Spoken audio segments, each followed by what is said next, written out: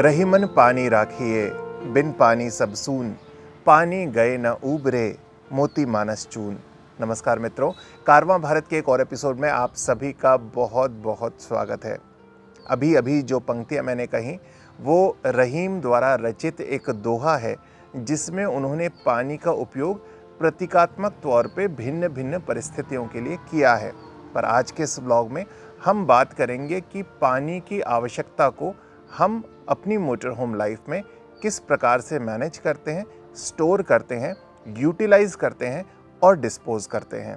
ये उसी ब्लॉग का सेकंड पार्ट है, जहां पर हमने बताया था how do we manage provision for water and electricity in our motor home. Electricity अगर आपने नहीं देखा हो तो ऊपर आई बटन पे जाकर जो लिंक आ रहा है उस पर क्लिक करके आप इलेक्ट्रिसिटी का प्रोविज़न हमने कैसे बैलेंस और मैनेज किया है ये आप देख सकते हैं। तो चलिए आज का व्लॉग शुरू करते हैं।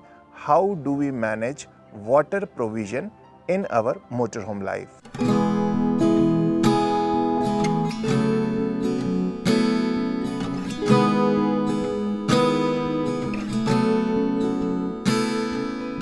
किन विषयों पे बात करेंगे? Number 1, availability and storage of drinking water.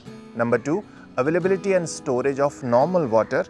3, usages of water in motor home life. 4, disposal of black and grey water. 5th, can we save water during travel.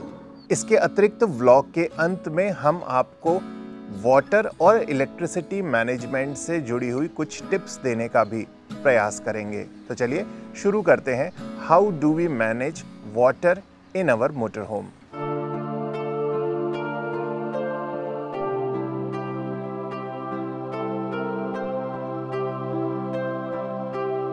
तो चलिए सबसे पहले विषय पे आते हैं, availability and storage of drinking water. जब हम किसी डेस्टिनेशन से निकलते हैं तो अपना जो पीने का पानी होता है वो हमारे पास इस प्रकार के 5-5 लीटर के 5 केन हैं, उसमें हम भरकर लेकर जाते हैं। देखिए ये स्टोरेज का मीडियम जो है वो कुछ भी हो सकता है। मैं इसलिए इनको प्रेफर करता हूँ, थोड़े से कॉम्पैक्ट होते हैं, किसी भी जगह ईजिली स्टोर किए जा सकते हैं और हमारे पास जो डिवाइसेस हैं उससे हम इसके पानी का उपयोग स्वच्छ प्रकार से कर पाते हैं। पानी किस पात्र में भरना है ये आप अपनी सहजता, सरलता और उपलब्धता के हिसाब से चयन कर सकते हैं। फ़िलहाल हम इन बॉटल्स का इस्तेमाल कर रहे हैं।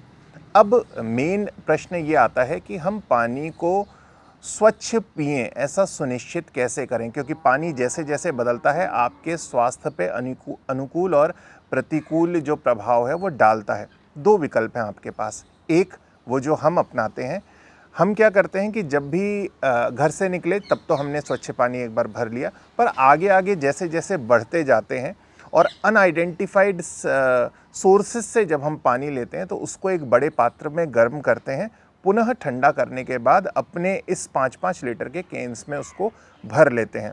पर देखिए ये ज़रूरी नहीं है कि आपके जो शरीर है उसकी जो आवश्यकताएं हैं या वो जिन चीज़ों का आदी हो चुका है उसके हिसाब से आपका शरीर इसको एडजस्ट कर ले। तो आप चाहें तो जो मिनरल वाटर की बॉटल्स आती हैं 5-5 लीटर की, उसका भी उपयोग कर सकते हैं। अब हम क्यों इसका प्रयोग करते हैं? देखिए जब आप मिनरल वाटर यूज़ करेंगे, मुझे लगता है वो मेरे अनुसार वो मिनरल वाटर नहीं, नॉन मिनरल वाटर होता है, क्योंकि उसमें से सारे एक्सट्रैक्ट्स निकाल लिए जाते हैं। और जब आप पहाड़ी क्षेत्रों में जाते हैं तो वो पानी ही अमृत है। वो जो झरनों से गिरता हुआ पानी आता है, भिन्न भिन्न छोटे छोटे आपको वाटर सोर्सेज दिखाई देते हैं, वाकई आप महसूस करेंगे कि वो पानी अमृत है। वो उसमें इतने सारे मिनरल्स होते हैं, बस आपको थोड़ी सी अपने विवेक का इस्तेमाल करते हुए उसको भरना है और फिर उसको इस्तेमाल करना है। तो आप चाहें तो मिनरल वाटर बॉटल्स का इस्तेमाल कर सकते हैं। दूसरा जो उसका नुकसान होता है वो ये है कि बहुत सारा गार्बेज आपके पास, प्लास्टिक गार्बेज इकट्ठा हो जाता है, जिसको फिर आपको एक सुनिश्चित स्थान पे डिस्पोज करना होता है। That is why we avoid using that mineral water bottles. इन पात्रों में से पानी को स्वच्छ प्रकार से कैसे निकाल पाएँ? मुंह बहुत छोटा होता है। आप मोटर होम लाइफ में क्या होता है कि आप हर प्रकार की चीज़ को स्पर्श करते हैं और उसके बाद आपके हाथ कितने स्वच्छ रह पाते हैं, बाहर हर चीज़ आपके कंट्रोल में नहीं होती। तो देखिए छोटी छोटी कुछ डिवाइसेस हैं जो हमने इकट्ठा करने का प्रयास किया है। इस प्रकार का ये एक वाटर डिस्पेंसर से निकालने के लिए छोटा सा यंत्र है जिसका हम उपयोग करते हैं। अभी आप इसको ऐसे लगाएंगे, यूएसबी से चार्ज हो जाता है। आप इसको यूं करेंगे तो ये देखिए पानी आना शुरू हो गया। कोई बहुत महंगी डिवाइसेस नहीं है ये, बहुत ही मतलब 200-250-300 रुपये में आपको ये बहुत अच्छा मिल जाता है। हमने इस प्रकार के 2 ये परचेज़ किए हुए हैं। 2 इसलिए परचेज़ किए हैं क्योंकि एक कभी उसकी बैटरी एग्जॉस्ट हो जाए तो हमारा काम नहीं रुके और हम दूसरे का उपयोग कर सकें। ये पानी स्वच्छ रह पाए, आपका उबला हुआ पानी स्वच्छ रह पाए, इसको काफ़ी हद तक सुनिश्चित कर पाता है। पानी को निकालने के लिए एक और ये वाटर पंप है, जैसा उसका मैकेनिज़्म मोटराइज था, इसका मैकेनिज़्म एयर प्रेशर से है। आप इसको खोलेंगे तो ध्यान में आएगा। इस प्रकार का ये देखिए एयर के लिए एक पंप जैसा लगा हुआ है जिसके मैकेनिज़्म को एग्जीक्यूट करते हुए ये पानी को बाहर फेंकता है। इस प्रकार की बहुत सारी चीज़ें आती हैं। 2-1 चीज़ें जो हमने इकट्ठी करी वो मैंने आपको बताने का प्रयास किया, जो हम पीने के पानी को निकालने के लिए प्रयोग करते हैं। दूसरा बड़ा प्रश्न आता है कि क्या पीने का पानी सिर्फ पीने में उपयोग होता है? नहीं, जैसे कि घर में पीने का पानी पीने के साथ साथ भोजन बनाने में भी उपयोग में आता है, उसी प्रकार से मोटर होम लाइफ में तो आपका ये जो 25 लीटर पानी है इसको आप दोनों में मैनेज करते हैं।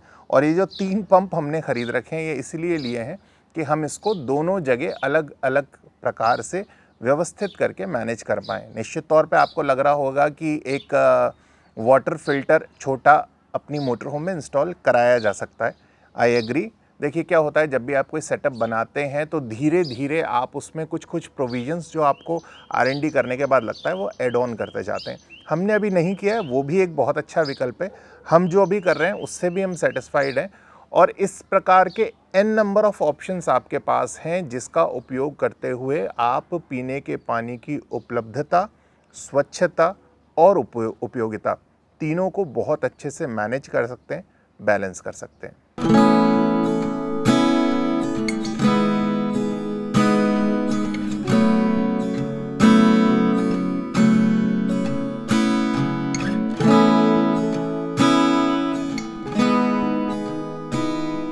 चलिए अब आता है point number 2, that is availability and storage of normal water, routine water. उसके बहुत सारे उपयोग होते हैं और ये ड्रिंकिंग वाटर जितना ही इम्पॉर्टेंट होता है एक मोटर होम में। हमने इसको स्टोर करने के लिए एक ओवरहेड टैंक लगाया हुआ है जिसके थ्रू आउट ऑफ ग्रेविटी हम अपने मोटर होम के भिन्न भिन्न स्थानों पर, जैसे कि वॉशरूम हो गया, जैसे कि पेंट्री हो गई, इन सभी स्थानों पर उसको उपयोग कर पाते हैं। पर देखिए मैं ये सजेस्ट नहीं करूँगा कि आप ओवरहेड टैंक का उपयोग करें। हमने किन्हीं परिस्थितियों में उसको ओवरहेड लगाया है। एक्चुअली क्या है, घर में एक अलग प्रकार का मैकेनिज़्म होता है। घर स्थायी जगह होती है, गाड़ी जो होती है वो मूविंग होती है और सेंटर ऑफ ग्रेविटी जो है वो जितना आप हाइट पे उसको लेके जाएंगे गाड़ी के ऊपर, वो उतनी ही ज़्यादा आपकी गाड़ी को डिसबैलेंस करेगी, ऐसी संभावना रहती है। इसलिए अधिकतर मोटर होम्स में ये नीचे ही फिटेड होता है। हमारे भी मोटर होम में ये नीचे ही फिटेड है। 2 टैंक लगे हुए हैं, एक तो है वेस्टेज सीवरेज टैंक और दूसरा जो है वो है नॉर्मल वाटर के लिए टैंक। पर वो टैंक अब क्या बोलें, एक बार हम एक महानुभव के पास गए जिनको हमारी स्टेपनी चेंज कर दी थी और उन्होंने जैक इस प्रकार से लगाया कि वो स्लिप होकर उस टैंक में घुस गया और वो टैंक टूट गया। फ़िलहाल हमें लगा कि कुछ नहीं से अच्छा है कि हम ओवरहेड टैंक लगा दें, तो हमने लगा दिया और आउट ऑफ ग्रेविटी अभी हम इन सब चीज़ों को ऑपरेट कर पा रहे हैं। कुछ उसके प्लस पॉइंट भी हैं खैर, क्योंकि आपको मोटराइज्ड अभी इस्तेमाल नहीं करना पड़ रहा अपने पानी का मैकेनिज़्म। अन्यथा जो नीचे टैंक लगा हुआ था उसमें एक मोटर फिटेड है जो कि पूरी गाड़ी में जो पानी है उसकी सप्लाई देती है। दूसरा मुख्य प्रश्न ये है कि ये पानी आएगा कहाँ से? भाई घर से तो आप भर लेंगे, आगे जब जाएंगे तो कहाँ से इसको लेंगे, कैसे स्टोर करें, मतलब कैसे इसकी अवेलेबिलिटी सुनिश्चित करेंगे? देखिए जैसा कि मैंने इलेक्ट्रिसिटी के साथ बताया कि आपको बहुत सहज कहीं से भी रिक्वेस्ट कर, मोटर होम लाइफ में जब आप निकल रहे हैं तो आप तैयार रहिए कि आप अपना घर छोड़ के बहुत सारे अपने घरों में जाने वाले। अपने घरों से मेरा तात्पर्य ये है, आप किसी भी व्यक्ति से बात करें, स्वयं के परिवार से जितना स्नेह से हम बात करते हैं उतने स्नेह से बातचीत करिए। निश्चित तौर पे वो आपकी हर संभव प्रकार की मदद करेंगे। ये मैं अपने अनुभव के अनुसार आपसे पुनः इस बात को दोहरा रहा हूँ। तो जिस प्रकार हमें बिजली बहुत सहजता से मिलती है, उस प्रकार पानी भी बहुत सहजता से मिलता है। अगर वो एक ऐसा सोर्स है जो आपके ओवरहेड टैंक से ऊपर लगा हुआ है, तो हमारे मोटर होम में एक इनलेट है जहाँ से आउट ऑफ ग्रेविटी आप उस पानी को इस टैंक में 200 लीटर का ये टैंक है उसमें स्टोर कर सकते हैं। अन्यथा इसके नीचे एक मोटर भी फिटेड है जो सेल्फ सक्शन मोटर है। आजकल लगभग मोटर्स सेल्फ सक्शन आती हैं। आधा किलोवाट का वो पंप है, उससे आप किसी भी वाटर सोर्स से पानी सक करके अपने गाड़ी के इस टैंक को फिल कर सकते हैं। अब जो मुख्य प्रश्न आता है वो ये है कि किन किन गतिविधियों में, किन किन चीज़ों में ये पानी इस्तेमाल होता है। जब आप सुबह से उठते हैं, सुबह से उठने के बाद आपके जो नित्य क्रम होते हैं वो आप निपटाते हैं और वहाँ पर पानी का भरपूर उपयोग होता है घर में। पर जितना भरपूर उपयोग आप घर में करते हैं, क्या उतना ही उपयोग आपको मोटर होम लाइफ में करना चाहिए? इसमें देखिए, हमारे इस मोटर होम के अंदर एक वॉशरूम है, आपको पता तो है ही, पर उस वॉशरूम का हम मिनिमम उपयोग करते हैं। क्यों करते हैं? देखिए, एक तो पानी बचता है, दूसरी चीज़ इतने कॉम्पैक्ट स्पेस में सब चीज़ें मैनेज करने में थोड़ा सा वॉशरूम के साथ अपनी लिमिटेशंस होती हैं जब आप मोटर होम लाइफ में आएंगे। क्योंकि देखिए, कॉम्पैक्ट स्पेस होता है, बहुत बहुत छोटा, हर चीज़ कम स्पेस में आप करने का प्रयास कर रहे हैं, तो उतना ईजी नहीं होता उसको यूज़ करना। So what we do is कि हम, एक विकल्प तो ये होता है कि अगर हम अर्बन एरियाज़ में हैं तो वहाँ हमें जो रोड साइड वॉशरूम्स मिलते हैं वो स्वच्छ स्थिति में होते हैं, तो हम उनका भी इस्तेमाल करते हैं। और आउटस्कर्ट में होते हैं तो हमारे पास जो वॉशरूम टेंट है उसका इस्तेमाल करते हुए भी हम सुबह प्रातः काल के जो निवृत्त कार्य होते हैं उनको पूर्ण कर पाते हैं। इसके अतिरिक्त ये जो सामान्य पानी आपके मोटर होम में स्टोर रहता है उसको आप नहाने के लिए इस्तेमाल करते हैं। नहाने के लिए निश्चित तौर पे घर पर आप 1 बाल्टी 2 बाल्टी पानी से नहाते होंगे, पर जब आप मोटर होम लाइफ में होते हैं तो जितने कम पानी से आप स्नान कर सकते हैं, ऐसा चैलेंज लेके इसको शुरू कर दीजिए। क्योंकि जितने कम पानी में आप इस पूरी क्रिया को पूर्ण कर पाएंगे, उतना आपके लिए इस लाइफ में ट्रैवल करना इजी होगा। फिर हमारे पास जो वॉशरूम टेंट है, फोल्डेबल जो टेंट है, उसको हम, अगर हमें कोई वाटर सोर्स मिलता है तो उसको वहीं के वहीं लगा लेते हैं और वहाँ स्नान करके, मतलब हमारा जो स्टोरेज वाटर है उसको यूज़ ना करके ऐसे स्थान पे जहाँ ऑलरेडी पानी की सुविधा है वहाँ पर हम नहा के फिर आगे की ओर बढ़ जाते हैं। आप ये जो वाटर टैंक का चयन करें, ये अपनी गाड़ी की कैपेसिटी के, इंजन कैपेसिटी के हिसाब से करिएगा। आपको पता ही नहीं लगता, पर 200 लीटर पानी लगभग टैंक के वज़न सहित 3 लोगों का जो वेट होता है, वज़न होता है, उसके प्रकार वो मतलब उतना वो वेट ले जाता है। तो इसका जो चयन करें आप वाटर टैंक का, वो वज़नी ना हो जब इंस्टॉल कराएं, और उसके साथ साथ ठीक ठाक क्वांटिटी में पानी आपके पास बच सके। दूसरा, ये जो पानी है ये हमारी जो पेंट्री की जो एक्टिविटीज़ होती हैं उसमें काम में आता है, बर्तन धोने के काम में आता है। आप कहेंगे कि बर्तन भाई क्यों धोने, आप तो डिस्पोजेबल का इस्तेमाल करिए। डिस्पोजेबल फिर मुझे लगता है बेकार का गार्बेज हम इकट्ठा करते हैं। इससे अच्छा कि हम ऐसी प्लेट्स का इस्तेमाल करते हैं जिसमें 4 खंड होते हैं ऑलरेडी, तो हमारी कटोरी, ग्लास, इन सब चीज़ों से हम बच पाते हैं। और एक प्लेट को धोकर उसी प्लेट में सब चीज़ें हम ग्रहण भी कर पाते हैं, और फिर उस एक प्लेट को धोकर उसमें पानी की उपयोगिता जो होती है वो कम लगती है। तो ऐसी कुछ सब चीज़ें हैं जिसमें हम इस नॉर्मल वाटर का उपयोग मोटर होम लाइफ में करते हैं।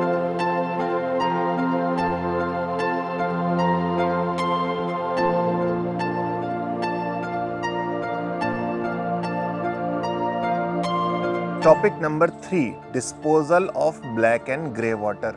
मैं जब अपने व्लॉग्स डालता हूं तो एक बड़ा प्रश्न जो बहुत बार पूछा गया वो यही है कि आप ब्लैक और ग्रे वाटर को डिस्पोज कैसे करते हैं, क्योंकि यहाँ पर इस प्रकार के मोटर होम पार्क्स नहीं हैं, आरवी पार्क्स नहीं हैं, जहाँ पर एक व्यवस्थित सुविधा और स्थान हो इस प्रकार के पानी को डिस्पोज करने के लिए। देखिए, निश्चित तौर में भारत में इस प्रकार की सुविधाएं नहीं हैं, पर जो हैं उनके साथ ही हमें अपने मोटर होम कल्चर को या मोटर होम एक्टिविटीज़ को परस्यू करना है। तो अर्बन एरियाज़ में व्हाट वी डू इज़ कि हम कई जगह आपको ऐसा दिखेंगे जहाँ पर सीवरेज होल्स खुले हुए होते हैं, जहाँ पर इस प्रकार की नाली है जहाँ आप इस प्रकार के पानी को डिस्पोज़ कर पाएँ। उन स्थानों पर हम इसके वाल्व को खोल के डिस्पोज़ करने का प्रयास करते हैं। ज़्यादातर हम आउटस्कर्ट में ही होते हैं, मोटर होम लाइफ में अर्बन एरियाज से हम बचते हैं, आउटस्कर्ट में होते हैं। आउटस्कर्ट में हम एक बड़ा गड्ढा खोदते हैं हमारे पास जो औज़ार हैं उनसे, और फिर उस गड्ढे में इस पानी को डिस्पोज़ करने के बाद ठीक प्रकार से उस गड्ढे को भर देते हैं। पर पानी को बचाने के लिए मैंने आपको अभी थोड़ी देर पहले भी कहा था कि हम इस वॉशरूम का उपयोग कम करते हैं। जब आप क्लीन करेंगे अपने पॉट को तो उसमें आपको लगभग आधी बाल्टी से अधिक पानी चाहिए होता है। फ्लश करेंगे तो भी लगभग वो आधी बाल्टी पानी उपयोग कर लेता है। So what we do is external outskirt areas पे हम लगभग 1 फीट गहरा जो है वो गड्ढा खोदते हैं। उसके बाद अपने जो नित्य क्रम होते हैं उसको पूर्ण करते हैं और फिर उस गड्ढे को भर देते हैं। देसी भाषा में मैं आपको कहूँ तो 1 बोतल पानी में आपका सुबह का काम चल जाता है, पानी बचता है, गंदगी नहीं होती है। पर ऐसा बिल्कुल मत करिए कि ओपन स्पेस में कहीं आप उस क्रिया को करें और उसके बाद वो वहाँ पर गंदगी फैलाए। ऐसा हमें बिल्कुल नहीं करना। गड्ढा भी पर्याप्त गहरा खोदें जिससे कि ठीक प्रकार से वो डिकम्पोज हो जाए।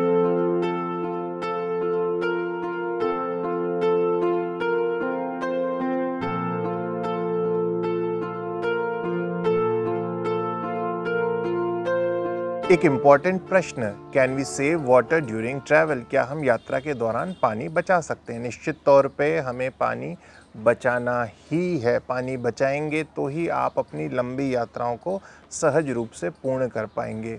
Start from the beginning. जब आप सुबह उठते हैं, आप ब्रश करते हैं, आप अपनी बाकी एक्टिविटीज़ निपटाते हैं, आप स्नान करते हैं, आप बर्तन धोते हैं, कपड़े आपको धोना अवॉइड करना चाहिए। आपको ऐसे ही जगह पे कपड़ों को धोना चाहिए जहाँ पर आपके पास पर्याप्त वाटर की उपलब्धता हो।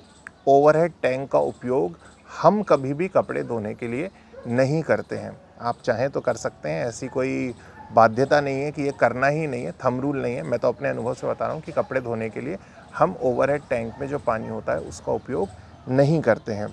इस प्रकार से इन चीज़ों को ठीक प्रकार से नियोजित करते हुए अपने अभ्यास में लाकर हम भिन्न भिन्न स्थानों पर, स्थितियों पर पानी की उपयोगिता को सुनिश्चित कर सकते हैं और पानी के वेस्टेज को कम कर सकते हैं।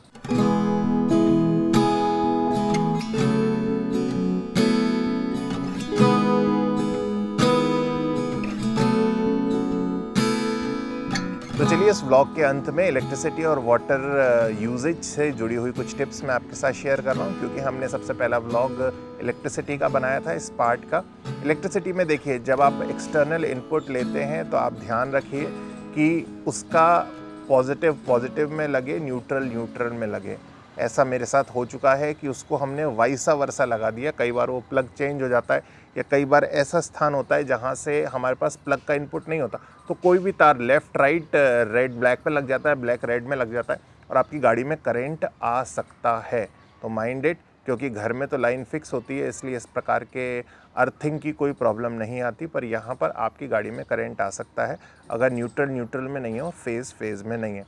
इस चीज़ का विशेष ध्यान रखें। दूसरी चीज़, आपकी इन्वर्टर की कैपेसिटी है पर आपके पास इक्विपमेंट जो है, अप्लाइंसेस जो हैं वो बहुत सारे लगे होते हैं। कितने अप्लाइंसेस का उपयोग आपको एक समय पे करना है, एक साथ करना है, ये आपको अपनी इन्वर्टर की कैपेसिटी के हिसाब से तय करना होगा। तो मुझे अगर हैंड ब्लेंडर चलाना है तो उसके साथ मैं क्या चला सकता हूँ, ये मुझे पता होना चाहिए। अगर मैं राइस कुकर में चावल बना रहा हूँ, वो 650, जैसे कि मेरे पास जो राइस कुकर है वो 650 वाट का है, तो अगर मैं वो बना रहा हूँ तो वो यूज़ कर रहा हूँ तो उसके साथ मुझे कुछ भी यूज़ नहीं करना। अगर मैं अपनी मोटर, पानी की मोटर गाड़ी की चल रही है, तो सारी चीज़ें बंद होनी चाहिए। ऑल्दो आपको जो आपका इन्वर्टर है वो लंबी बीप देकर एक अलार्म टोन देगा कि भाई ओवरलोड हो रहा है, आप इसको बंद कर दो, पर अगर आपने उसकी बात नहीं सुनी तो आपका पूरा मैकेनिज़्म गाड़ी के इलेक्ट्रिसिटी का ख़त्म हो सकता है, ख़राब हो सकता है। इसलिए इस चीज़ को विशेष रूप से ध्यान रखिएगा। दूसरी प्रमुख बात है, देखिए मैंने आपको बताया कि आप जब इलेक्ट्रिसिटी का सर्किट अपनी पूरी गाड़ी में बनाते हैं तो आपको उस इलेक्ट्रिसिटी सर्किट की जानकारी होनी चाहिए, उसका कोई डायग्राम होना चाहिए। कोई भी छोटा सा इलेक्ट्रिसिटी फॉल्ट अगर आपकी गाड़ी में आता है और आपको सर्किट डायग्राम नहीं पता है तो आप ढूंढते रह जाएंगे कि कहाँ से ये फॉल्ट आया है, और उसको आप भी ठीक नहीं कर सकते और भी कोई तीसरा व्यक्ति उसको ठीक नहीं कर पाएगा। वंस आपके मैन्युफैक्चरर ने गाड़ी बना दी, उसके इलेक्ट्रीशियन ने इलेक्ट्रिसिटी प्रोविज़न आपकी गाड़ी में दे दिया, पर भविष्य में कभी दिक्कत आएगी तो वो आपको पता होना चाहिए और इस प्रकार से उसका नियोजन करें कि उसमें रेक्टिफिकेशंस फर्दर किए जा सकें। ऐसी जगह से अपनी गाड़ी में वायरिंग को नहीं डलवाएं जहां से फिर उसको रेक्टिफाई करना बहुत मुश्किल हो और एट द एंड आपको उसको बाईपास ही करना पड़ेगा। जैसा कि मैंने बताया कि मैंने एक सेकेंड हैंड कैंपर ली थी, तो चूहे ने कुछ तार काट दिए थे, उसके कारण मुझे इसके एक सर्किट को पूरा बाईपास करना पड़ा है। ऐसी स्थिति आपके साथ नहीं आए, इसलिए वायरिंग का स्थान चयन करते वक्त ऐसी जगह का चयन करें जहां पर आप बहुत ही आसानी से उसको रेक्टिफाई कर सकें। इन चीज़ों का ख्याल रखेंगे तो बिजली की उपयोगिता को बहुत ही अच्छे प्रकार से आप अपने मोटर होम में मैनेज कर पाएंगे। जहां तक रहा सवाल प्रश्न पानी का, तो देखिए पानी की उपयोगिता के साथ सबसे महत्वपूर्ण चीज़ है ड्रिंकिंग वाटर में स्वच्छ पानी पीना। उसकी स्वच्छता को जैसे भी आप चाहें आप वाटर फिल्टर लगा के उसकी स्वच्छता सुनिश्चित करें, पानी उबाल कर पिएं, उस प्रकार से सुनिश्चित करें, पर आपको स्वच्छ पानी पीना है अगर आपको स्वस्थ रहना है, हेल्दी रहना है और आगे अच्छा लंबा ट्रैवल करना है। उसके साथ अपने पानी के उपयोग को मिनिमाइज़ करना है। जितना आप मिनिमाइज़ करेंगे उतना आप पानी को ठीक प्रकार से मोटर होम में नियोजित कर पाएंगे और आप ऐसी किसी जगह बाउंड नहीं हो जाएंगे या फंस नहीं जाएंगे जहां पर आपको पानी की ज़रूरत है पर वो आपके पास उपलब्ध नहीं है। जल ही जीवन है, पानी को बचाएं, बिजली को भी अपने मोटर होम में बचाएं, तो आप सभी एक अच्छा मोटर होम लाइफ इस देश में, भारत में स्पेंड कर सकते हैं, जैसा कि हम लोग करने का प्रयास कर रहे हैं। आगे कुछ और अच्छे ब्लॉग्स के साथ हम आपके समक्ष प्रस्तुत होते रहेंगे। आज का ब्लॉग आपको कैसा लगा कमेंट करके ज़रूर बताइएगा। आपकी कुछ क्वेरीज़ हों तो ज़रूर कमेंट में पोस्ट करिएगा। फिर आपसे मुलाकात होगी, तब तक मुझे दीजिए इजाज़त। नमस्कार।